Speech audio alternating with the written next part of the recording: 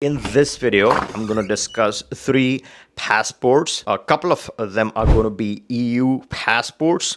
One of the passports you can actually obtain in a year would hardly require any physical presence. So literally 0 to 7 days of physical presence, and you can target either or based on your appetite. Third option that I'm going to mention here is good for crypto investments. You can hold your gold in the country. That's not an issue. I'm going to discuss this option because you can get the passport in 3 months, 2 to 3 months you can realistically expect this passport. And one of the worst places where you can safeguard your money is in the banks. And this is not financial advice, but a lot of people these days are afraid of keeping any cash in the bank.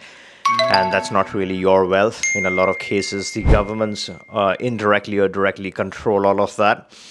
It's obviously visible to all. It's not your private matter. So your money is not your private matter. It has to be reported all over the world legally if you're keeping it in the bank. Now, if you're not keeping it in the bank, then things are different. And exceedingly, a lot of people are interested in pulling those monies out and storing it in other forms. And two of the most attractive forms of investment or storage, I should say. One is crypto, because you make a lot of money. You could make potentially a lot of money. This is the time to cash out, and people or countries like El Salvador are cashing out big time, right?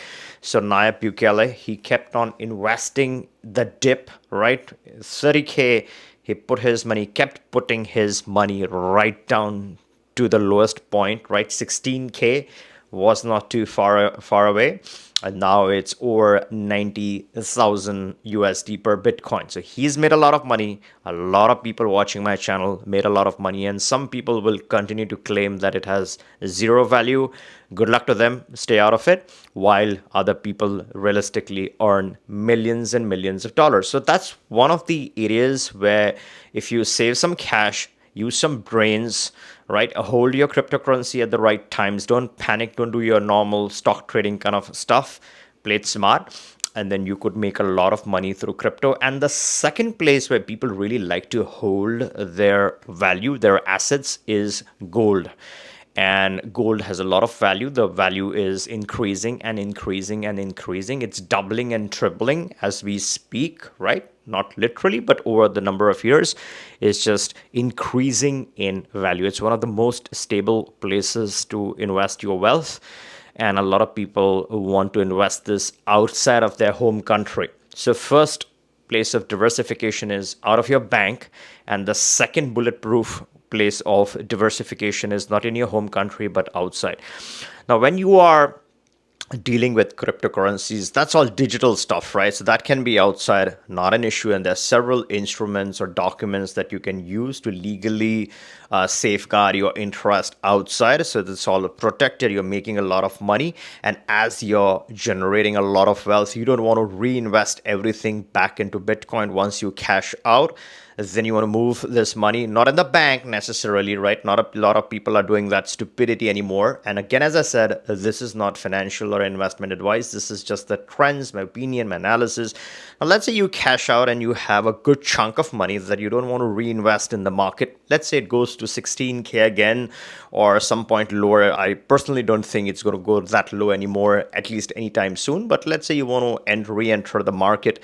The right time would come. But till then, you want to move some of the assets in gold, and you want to move in favorable jurisdictions. So in this video, I'm going to discuss three passports that are either crypto friendly or gold friendly, storing gold, right? They really appreciate investors who want to safeguard their assets, or both, right? Some options are favorable to one area, some options are favorable to other areas. So a lot of smart and savvy investors, they'll get two passports or two residencies, one for your crypto investments, right? That passport is attached to your crypto investments, and then you want to further diversify your gold holdings through a different citizenship or a different passport or a different residency, let's say. So in this video, it's going to be three options for you to take a look at. One is, a couple of them are going to be EU passports. One of the passports you can actually obtain in a year, and this is one of the strongest EU passports. And then a second passport will take slightly longer, but again, the second one and the first one both would hardly require any physical presence. So literally 0 to 7 days of physical presence, and you can target either or based on your appetite. One of the options which takes slightly longer, you're actually going to make money, you're going to earn money getting that passport. The second option, which is immediate in a year, and now this is an EU passport. So any EU passport in a year is the fastest that you're looking at. But then obviously you're going to donate some money on that option. So these are the two. And then the third is a bonus one. Let me really uncover the third option first because it's not in Europe, it's in Latin Americas. And this third passport, right, the third option that I'm going to mention here is good for crypto investments. You can hold your gold in the country. That's not an issue. But again, it's more suitable for crypto purchases, crypto storage. And I'm going to discuss this option because you can get the passport in 3 months, 2 to 3 months. You can realistically expect this passport, and this is through an investment of in the country of El Salvador. Yes, you can bypass the residency and directly purchase this passport.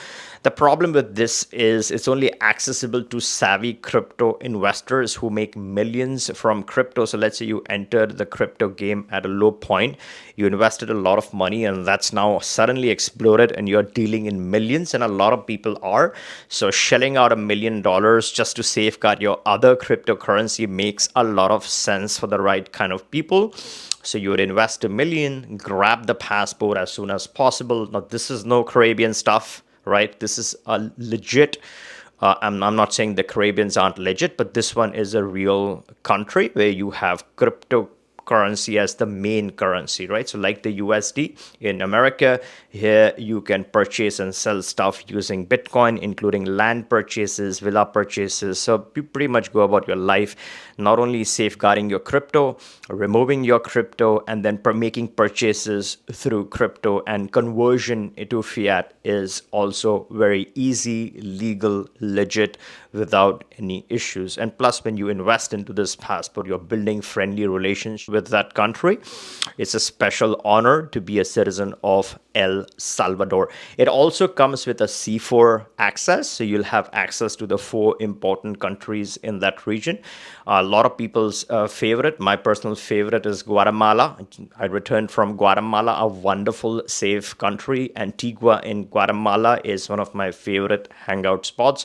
So you have Guatemala, Nicaragua, El Salvador, and Honduras. All very good countries that you get access to using that El Salvador passport. Again, 3 months is the commitment, and this is a good crypto solution in my view. Now, the two other options that I'm going to discuss, as I said, are in Europe. Let me first discuss Portugal, which takes slightly longer. And in Portugal, you're looking at putting in 300k euros. Let's say you're working with a hospitality fund. Some of the developers are ready to pay as much as 100k euros. And then there's also mortgage that you can avail. And these are straightforward mortgages, right? So there's no real qualifying criteria. The fact that you're doing this program means that you have some money. So they're happy to give you a mortgage of, let's say, up to 100k euros. So you don't worry about the 200k euros. You only worry about the 300 that you're putting in this fund. You're making it 500k euros. And then there's literally no physical presence needed. 7 days a year is nothing. Plus, you get luxury accommodation for a couple of months each year for the 5 years. So you can gift that to your family. You can stay there, but you don't need to. You only need to make 7 days out of the time. And then you can earn the Portuguese passport. This is the EU passport. Out of all the other EU countries, Portuguese option is the most investor friendly. So if you're coming from outside, that's going to be one of the most welcoming countries. It's going to give you that citizenship without much of physical presence. So that passport is going to be good for storing physical gold. A lot of facilities in Portugal. You can look at those options and not only deal with your crypto, let's say outside or inside of Portugal, it's one of the crypto, it's considered as one of the crypto friendly countries. A lot of banks, exchanges would be ready to deal with Portugal as your citizenship. So, not a bad option at all. And then the fact that you're earning 100k euros in profit at the end of the day and earning your citizenship is absolutely no loss or no opportunity cost with this option. But then the trade-off is that, of course, you're going to get the residency immediately. So you can start off with your crypto investments, you can start off with your gold diversification because you'll have full residency rights. And by the time that you're really established to move some reasonable amount of assets, you pick up your citizenship, get the passport, and then go full board, right? Then you further diversify and solidify your situation in that country. But let's say you are not someone who wants to wait that long. You have the cash, right? And you really are ready to go and just grab the passport. Now, this deal in Europe is slightly better than El Salvador in terms of the assets that you're investing. And I'm discussing here the passport of Malta, which you can get in a year, right? In a year. The couple of key things to note here is that first is the investment amount of 750k euros. And when I say investment, this is really a donation to the country. And then apart from that, then you're looking at 10k in processing fees. That's again sort of a donation. And then on top of that, you're looking at renting an apartment. So 16,000 euros per year, you will have to invest in renting that apartment. So those are the cost components that you're looking at. And then after a year, you get this passport. Now, what is the difference? Why would anyone do the El Salvador option versus Malta?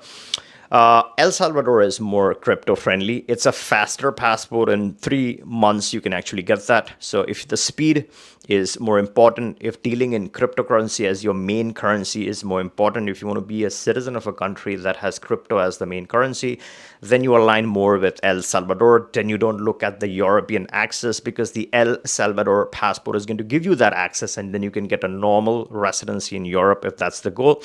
But let's say Latin America is just not your thing. You physically want to have access to Europe right now and you want a quick passport, then 1 year is the wait time that you're looking at, and then you can grab that passport. The other place, a bonus option I would like to discuss, where a lot of people are not only investing in real estate, but they're also investing in holding hard gold, is the Mexico option. And the reason why people are doing Mexico, because there are a couple of beautiful places over there.